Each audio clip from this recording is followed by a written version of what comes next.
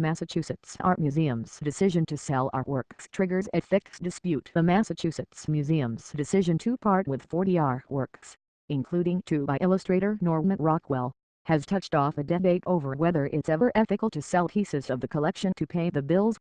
The Berkshire Museum in Pittsfield has come under intense national and local pressure after announcing it's auctioning the art. Critics say it's violating a cardinal rule of museums: don't sell stuff to pay the bills.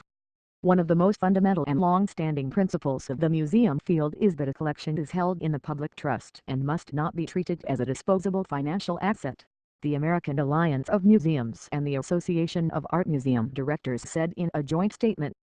The sale would be an irredeemable loss, they added.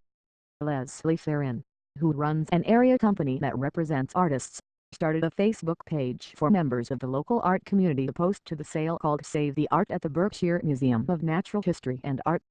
Members of the group say they hope to convince the museum to change its mind. Selling gifts is against every moral and ethical standard of running a museum, she said. At auction, the pieces are likely going to be sold to private collectors, and the public will lose access, Farron said. The sale is necessary to ensure the museum's very existence, Executive Director Van Schultz said. The money raised will help establish a $40 million endowment and pay for $20 million in renovations as the museum refocuses its mission to become a more interdisciplinary and interactive institution more dedicated to history and science. We are facing an existential threat. We needed to adapt, migrate or go extinct, he said. The art being auctioned includes works by Albert Bierstadt, Alexander Calder and Charles Wilson Peale, but it's the Rockwell oil paintings that have stirred the deepest emotions.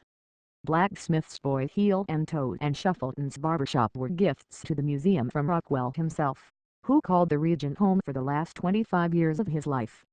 Laurie Norton Moffat, director of the nearby Norman Rockwell Museum, has come out in opposition to the sale.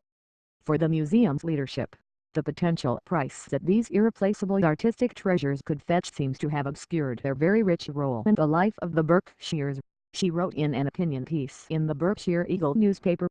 Schultz respects the opinions of those opposed to the sale, and said he and the museum's trustees knew we were going to be pilloried, but added that the auction is a done deal.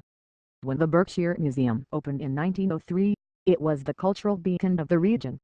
It was funded by Zenas Crane, a member of the family that owned Crane & Company, the paper manufacturer that to this day supplies paper used to make U.S. currency.